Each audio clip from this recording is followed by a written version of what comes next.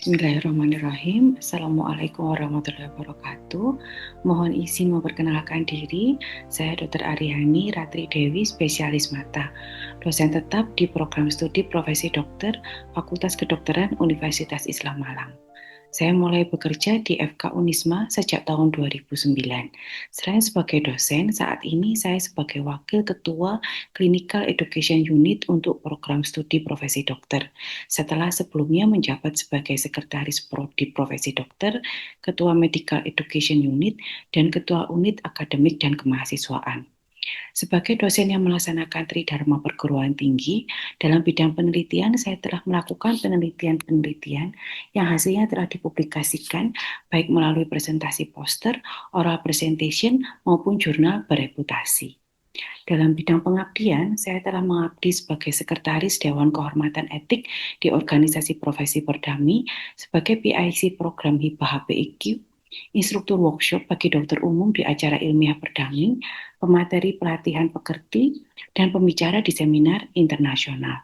Selain juga kegiatan pengabdian yang terkait dengan profesi saya sebagai dokter mata di acara-acara bakti sosial yang diselenggarakan FK Unisma di Kabupaten Malang, kota-kota lain di Jawa Timur, hingga di luar Jawa.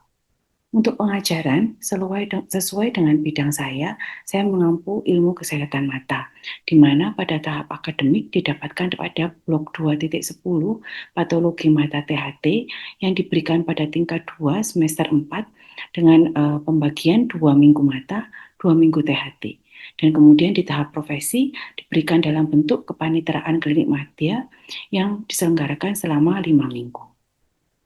Selain teori mengenai penyakit mata yang diberikan melalui kuliah, mahasiswa mendapatkan materi keterampilan klinis oftalmologis yang terdiri dari keterampilan diagnostik dan keterampilan terapeutik. Lebih detailnya, keterampilan diagnostik terdiri dari kompetensi 4 dan 3 yang dilatihkan dalam Clinical Skill Learning atau CSL, dan kompetensi 2 dan 1 yang didapatkan teorinya melalui kuliah. Demikian pula dengan keterampilan terapeutik. Sebelum mengikuti ke Clinical Skill Learning, mahasiswa telah mendapatkan modul CSL yang berisi teori dan teknik keterampilan klinis. Selanjutnya, mahasiswa mendapatkan kuliah pengantar CSL yang kemudian dilanjutkan dengan CSL. Penilaian terhadap kemampuan mahasiswa untuk melakukan keterampilan klinis ini diuji melalui OSCE. Ada beberapa stasiun OSCE. Di sini contohnya stasiun funduskopi yang menilai kemampuan mahasiswa untuk melakukan pemeriksaan TIO dengan palpasi, tes konfrontasi, dan funduskopi dengan kasus pengantar glaukoma kronis, dilanjutkan dengan penegakan diagnosis, penata laksanaan farmakologi, serta KIE. Nilai OSCE ini merupakan 20% dari keseluruhan nilai blok. Demikian yang dapat saya sampaikan, kurang lebihnya saya mohon maaf. Wassalamualaikum warahmatullahi wabarakatuh. Assalamualaikum warahmatullahi wabarakatuh.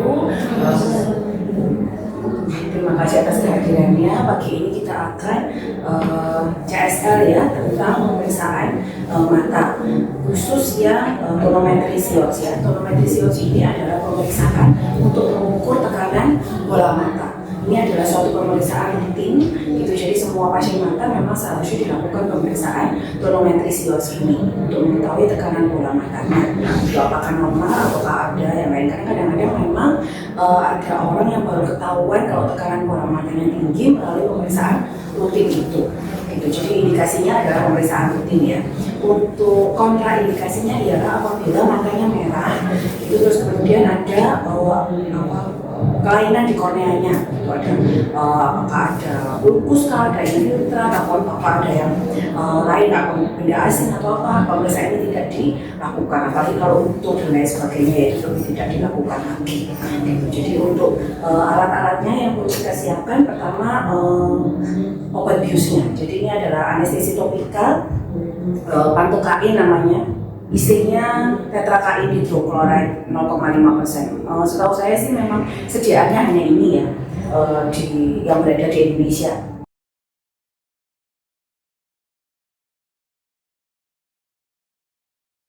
Terus kemudian alat pemeriksaannya, Jadi kalau alat pemeriksaannya ini namanya tonometer SIOS. Cara megangnya seperti ini, di telinganya begini ya, jadi ini gagangnya kayak gini. Terus ini bagiannya adalah ada pegangan ini, ada beban ini, ada beban, terus ada skalanya ini dengan angka-angka ini ya.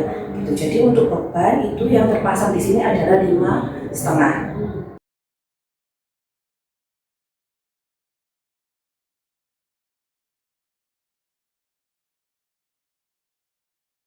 Ini terus kemudian itu ada tempatnya seperti ini, ada kayak besinya ini adalah untuk kalibrasi. Terus ada pilihan beban lain 7,5 sama berikutnya adalah 10 gitu ya. Jadi nanti kalau pada saat pemeriksaan itu jarum ini terus menunjukkan angka 0, 1, 2 atau 3, maka kita wajib mengganti bebannya. Kalau 5,5 ditambahkan 7,5, kalau seandainya 7,5 masih 0, 1, 2, 3, maka 7,5-nya dilepas dipasang yang 10. Itu terus kemudian sama ini adalah tabelnya.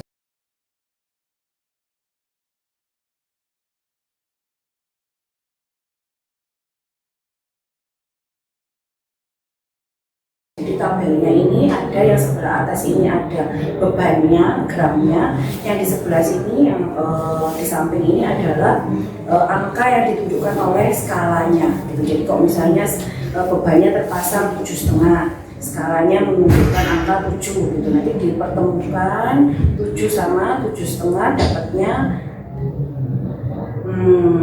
7 sama 7,5 dapatnya 18,5 gitu. Jadi masih dalam batas normal. Tekanan bola mata yang normal adalah antara 10 sampai 20 ya. Oke. Gitu. Terus kemudian persiapan pasiennya. Jadi pasiennya kita minta tidur berlentang di atas tempat tidur tanpa bantal ya. Jadi ini penting, ini nggak pakai bantal, penting gitu. Terus kemudian pertama kita intervensi untuk KI dulu, kita info konsen dulu. Bapak, ini kita mau melakukan pemeriksaan tekanan intraokuler. Nanti akan ada alat yang menempel di mata Bapak, tapi tidak usah takut terasa sakit karena akan kami tetes bius dulu, gitu ya. Terus kemudian juga jangan lupa botolnya tutupnya dipegang, tidak boleh diletakkan gitu. Terus kemudian kita tarik kelopak mata yang bawah, kita teteskan pantuk kainnya gitu. Sambil menunggu obat bius yang bekerja, kita persiapkan alatnya. Jadi seperti sudah saya sampaikan tadi, dipegangnya di sini gitu. Terus kemudian kita kalibrasi dulu. Duduk di sana kelihatan ini. Jadi dikalibrasi itu caranya seharusnya di tempat yang tetap ya, fiksasi ya, tidak ada yang goyang. Jadi tekan ini. Nah, dilihat apakah si jarumnya itu bisa bergerak dari 20 ke 0 dengan lancar. Apabila tidak lancar, maka kita bongkar ini semua, terus kemudian kita bersihkan pakai ini di dalam sini, karena kadang-kadang ada air mata yang masuk-masuk dan menghalangi pergerakan lancar dari ini. Nah, tadi sudah dikalibrasi.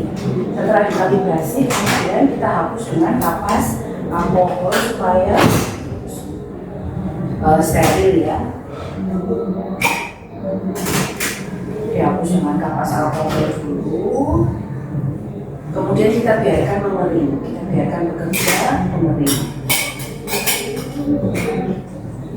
Itu sambil kita persiapkan pasiennya. Pak, nanti matanya melihat lurus ke atas, melihat jempol tangannya ya. Jadi apabila seharusnya pasien ya, ini manekin yang ada tangannya, pasiennya diminta untuk mengangkat jempolnya ke atas, kemudian kita arahkan tangannya itu sampai korneanya persis di tengah. Gitu, jadi nggak terlalu miring ke kanan, miring ke kiri atau ke bawah, gitu ya.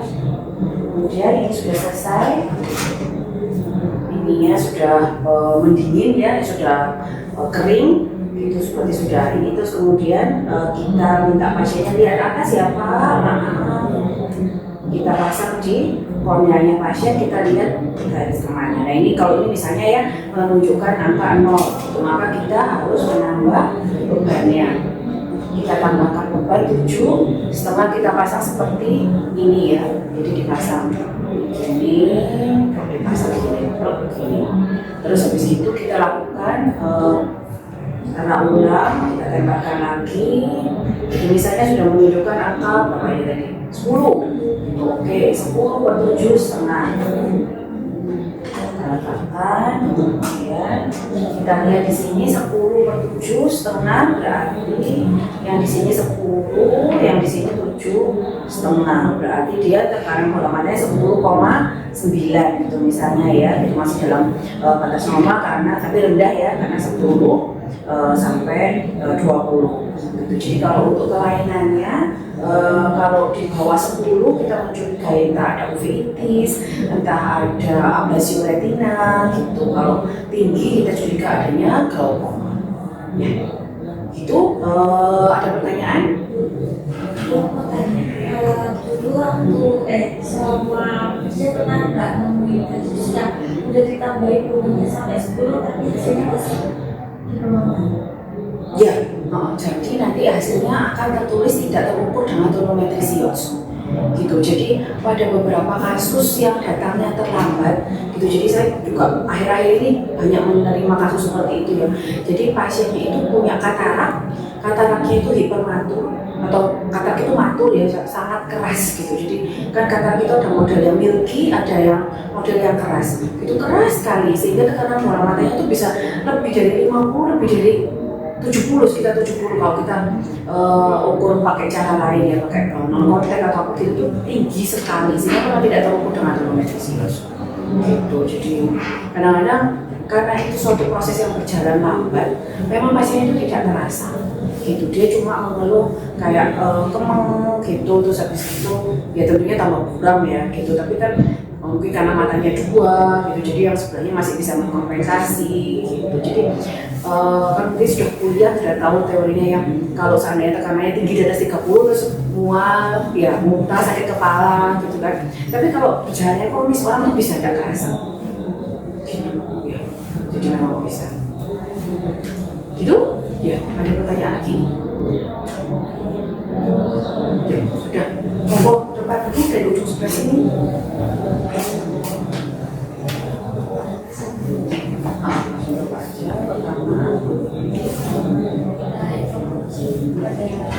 pasiennya kita ada sekali melakukan pemeriksaan.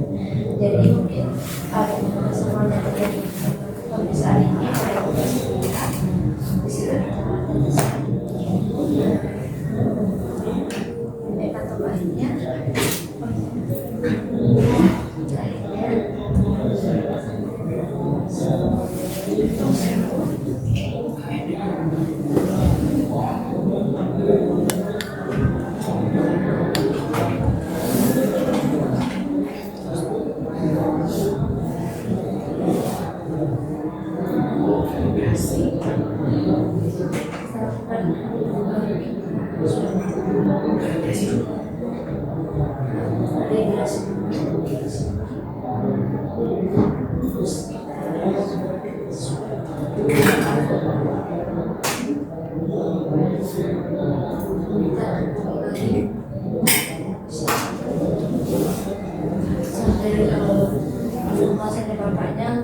nanti pada waktu kita lakukan tonometri itu kita minta pasien untuk melihat jempolnya di atas, terus melihat terus ke jempolnya dan tidak setelah alat hubungannya naik di situ kita di sini Pak. Ini saya menunjukkan angka 2. Kalau kedua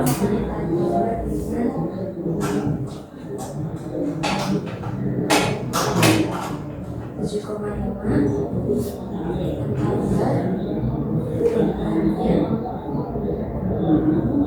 terus kita letakkan lagi pada pasiennya sini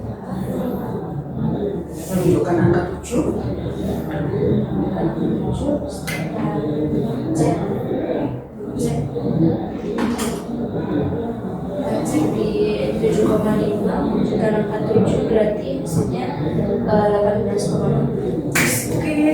Terima kasih. Sip, habis itu bergiliran ya di sini. Assalamualaikum warahmatullahi wabarakatuh. Terima kasih atas kehadirannya. Hari ini kita akan mempelajari mengenai cara pemeriksaan menggunakan oftalmoskop ya. Pemeriksaannya namanya fundus fobi. Jadi ini adalah alat yang namanya oftalmoskop, itu terdiri dari dua bagian, ada gagang, ada kepala.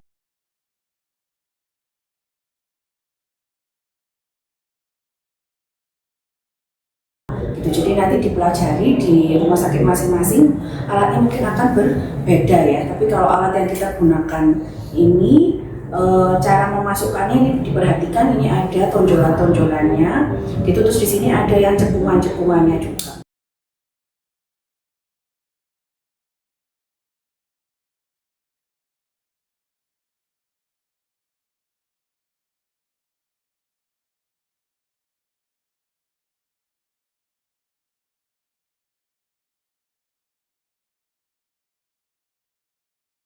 Nah itu nanti kita paskan, kita masukkan gitu. Nah itu terus kemudian kita nyalakan dengan cara diputer gini. Ini gagangnya ini diputer, kita lihat lampunya nyala ya. Nah lampunya ini ada berbagai macam ukuran. Ada yang kecil, ada yang ini besar, ada yang sedang, ada yang kecil, kelihatan ya. Gitu. Bahkan juga ada yang sebentar. Ada yang warnanya biru, kurang jelas ya kalau warna biru. Ini juga tidak kelihatan. Ya, ada yang warnanya biru, ini juga agak kelihatan ya. Terus habis itu ada yang warnanya hijau juga. Gitu. Ini ada yang warna hijau ya. Kalau hijau ini filter red free namanya. Gitu. Jadi dia akan bisa melihatnya itu bentuk warnanya jadi hitam putih gitu. Kita jadi lebih jelas melihat apabila retinanya itu penuh dengan perdarahan gitu ya. Terus kemudian di tengahnya sini mungkin agak sulit dilihat ya, sebentar. Ini 3, 2, 1. Nah di tengah sini ada lubang kecil. Di tengah sini ada lubang kecil. Ini lubang ini ada angka 0, 1, 2, 3 gitu ya. Jadi kalau ke arah merah dia minus, kalau ke arah hijau dia positif gitu. Nanti kita bisa menyesuaikan refraksi kita gitu. Jadi misalnya kita pemeriksaan tidak pakai kacamata gitu. Misalnya minus 1, maka di sini diatur minus 1 gitu. Atau kita minus 3 ya di sini diatur minus 3 gitu ya. Seharusnya disesuaikan juga dengan refraksi pasien. Tapi kadang-kadang justru ketahuan pasien itu ternyata punya minus gitu ya, misalnya dengan pemeriksaan ini, oh kita pasnya di minus 1, oh kalau saya tidak punya minus berarti dia pasiennya yang minus 1 gitu ya. Untuk pemeriksaan ini sebaiknya pupilnya dilebarkan. Jadi pupil anak-anak mata ini harusnya dilebarkan dulu. Melebarkannya kita bisa pakai Tropicamid ya, mereknya yang beredar sih ini ya, Midriasil ini biasanya yang dipakai di rumah sakit juga ini Tropicamid 1% gitu. Nah itu diteteskan, terus habis itu ditunggu setengah jam, kalau kurang lebar nanti diteteskan lagi gitu sampai mungkin 2 jam itu baru bisa lebar gitu ya, maksimal gitu. Terutama pada orang yang menderita diabetes mellitus yang kita memang perlu untuk memeriksa fundusnya, itu lebarnya bisa lama sekali. Nah syaratnya untuk bisa meneteskan ini tekanan bola matanya harus normal. Jadi kita harus melakukan pemeriksaan tonometri dulu, bisa dengan tonometri non kontak atau tonometri silos tadi itu yang sudah kita pelajari sebelumnya gitu ya. Jadi itu kemudian habis itu kita teteskan ini ya, apa namanya, Midriasilnya, terus habis itu kita tunggu gitu. Misalnya sudah 30 menit dan ternyata sudah lebar gitu ya pupilnya ya. Kemudian biasanya kita minta untuk masuk atau duduk di ruangan yang setengah gelap. Jadi kalau misalnya ruang periksanya cuma itu ya berarti lampunya diredupkan gitu ya, supaya sisa-sisa refleks cahaya yang masih ada itu jadi tidak terpakai gitu, jadi lebar gitu, pupilnya selebar-lebarnya. Kemudian setelah itu kita nyalakan ini tadi, kemudian pastinya kita minta melihat lurus ke depan. Ya sebelumnya kita mungkin informasi dulu ya Pak, ini kita mau melakukan pemeriksaan terhadap syaraf mata Bapak. Nanti akan sedikit silau ya Pak, terutama karena tadi sudah diteteskan yang untuk melebarkan pupil gitu ya, jadi nanti akan silau sekali. Bapak lihat jauh, malamun ke arah lurus aja gitu, jangan diperhatikan cahayanya. Kemudian seharusnya dari jarak 30 cm, yang di situ nggak kelihatan ya, begini ya, dari jarak 30 cm seharusnya kita menjatuhkan lampu ini ke pupilnya pasien gitu. Nah, setelah jatuh di pupil pasien itu nanti akan menyala pupil pasiennya itu dengan refleks fundus namanya, warnanya oranye gitu. Nah, terus kemudian kalau kita sudah melihat itu, maka kita dekati pasien. Untuk pemeriksaan ini kita kalau mau memeriksa mata kanan, kita menggunakan mata kanan kita dan tangan kanan kita ya. Jadi kita tempelkan seperti ini, terus kemudian kita dekatkan ke mata pasien sampai terlihat pembuluh darah. Kemudian pembuluh darah retina kita ikuti sampai ke pangkalnya, yaitu di papil nervus opticus. Kemudian setelah itu kita nilai papil nervus opticusnya. Jadi papil nervus opticus itu yang harus dinilai adalah pertama apakah bentuknya bulat atau lonjong atau yang lain, kemudian atau meninggi atau apa, kayak bentuknya seperti apa. Kemudian batasnya tegas atau tidak tegas gitu ya. Kemudian habis itu Kapdis rasionya, jadi perbandingan antara tatakan sama gelasnya gitu ya. Jadi harusnya si gelasnya ini cuman sepertiga dari keseluruhan tatakannya ini tadi. Jadi Kapdis rasionya seharusnya 0,3, itu yang normal gitu. Terus kemudian kita ukur, kita perkirakan perbandingan diameter antara arteri dengan vena yang keluar dari papil nervus opticus itu. Seharusnya memang arteri lebih kecil, tapi tidak boleh terlalu jauh perbedaannya, harusnya dia cuma 2/3-nya dari vena. Jadi perbandingan arteri vena 2/3. Setelah itu kita ikuti pembuluh darah retina ke 4 kuadran ya, ke suberonasal, infernasal, kemudian ke superotempora dan ke inferotempora. Terakhir kali kita minta pasien untuk melihat ke lampu, Pak, dilihat lampunya. Nah, pada saat pasiennya melihat lampu itu, maka lampunya oftalmoskop ini jatuh persis di tengah fovea atau makula. Jadi di tengah fovea, di tengahnya makula gitu. Jadi di tempat yang paling kerucut di bola mata, sehingga akan memantulkan cahaya gini, namanya refleks makula. Apabila dia menurun gitu, maka ada kemungkinan ada edema makula gitu. Terus kemudian kita lakukan pada mata yang sebelahnya, kirinya pasien ya. Jadi sama, bapaknya diminta melihat jauh ke depan, terus kemudian kita arahkan 30 cm, lampunya persis di pupil, ada refleks pupil, kita dekati sampai ketemu pembuluh darah, kita ikuti ke arah nasal, ke arah papil nervus opticus. Sudah ketemu papil nervus opticusnya, kita nilai bentuknya, batasnya, Kapdis rasionya, diameter arteri vena. Kita ikuti ke suberonasal, inferonasal, superotemporal, infratemporal. Terakhir kita minta pasien untuk melihat lampu. Pak, lampunya dilihat. Oke, refleks makulanya positif. Gitu ya. Oke, ada yang mau mencoba? Gak usah sama ngomongnya, gak apa-apa. Monggo. Langsung dinyalakan, terus habis itu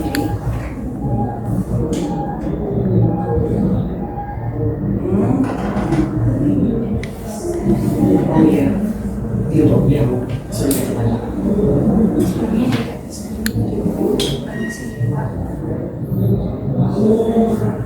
Kemudian ditunggu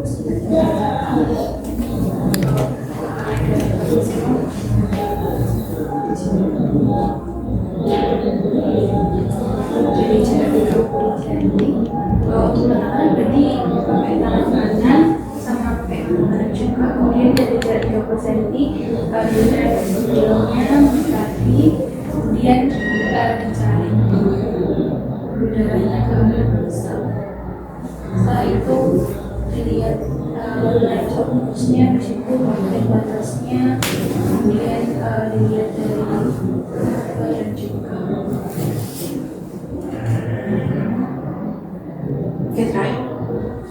Kemudian yang terakhir itu pasien dibawa melihat ke lampunya.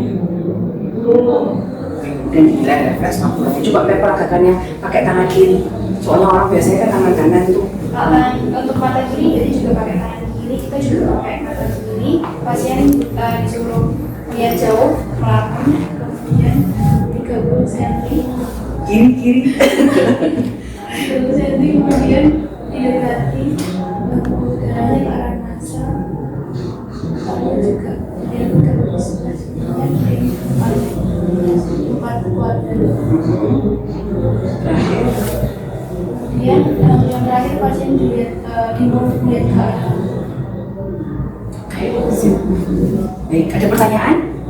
Mungkin setelah melakukan ada pertanyaan atau ada yang lain yang mau tanya?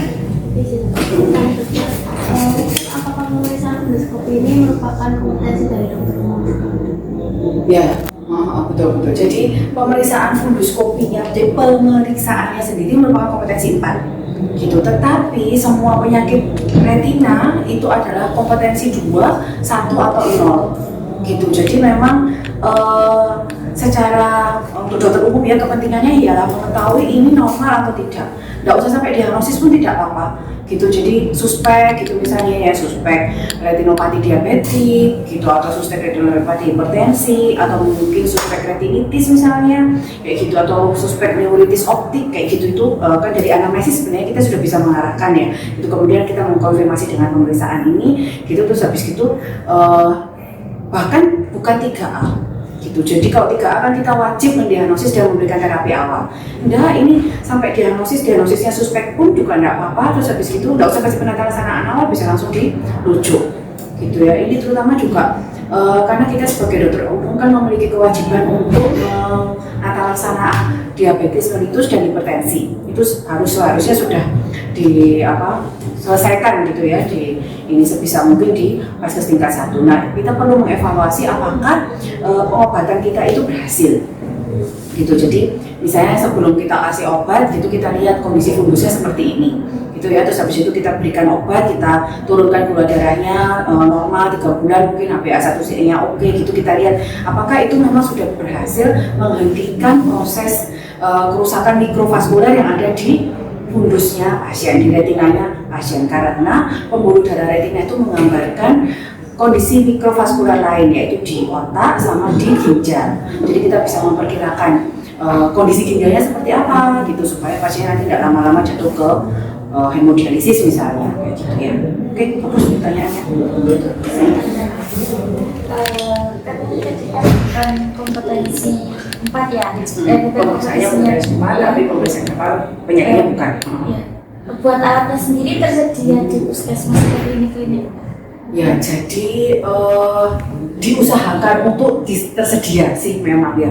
Jadi kalau setahu saya, kalau di sekitar, kalau berdasarkan yang dilaporkan oleh yang koas-koas ya, yang dokter muda sepertinya memang di puskesmas sepertinya belum ada seperti itu gitu. Tetapi kalau kita dari FK Unisma, kita berusaha memberikan gitu. Jadi kita dari fakultas itunya alatnya gitu. Tapi kan memang seharusnya sebagai fasilitas FKTP ya, fasilitas kesehatan tingkat pertama, kalau memang dia ada kompetensi 2 misalnya atau 1 gitu, kan seharusnya menyediakan. Apalagi pemeriksaannya sendiri kompetensinya 4 gitu ya gitu. Tapi ya memang masih bertahap sih mungkin ya gitu. Kalau pengalaman waktu saya sekolah sih memang waktu di Jakarta itu memang ada, di rumah sakitnya ada, di puskesmasnya itu ada gitu. Tapi itu kan memang di ibu kota ya. Kalau di sini sepertinya masih ya. Baik, gitu ya. Terima kasih. Nanti berlatih sendiri-sendiri ya. Saya akhiri. Assalamualaikum warahmatullahi wabarakatuh. Waalaikumsalam.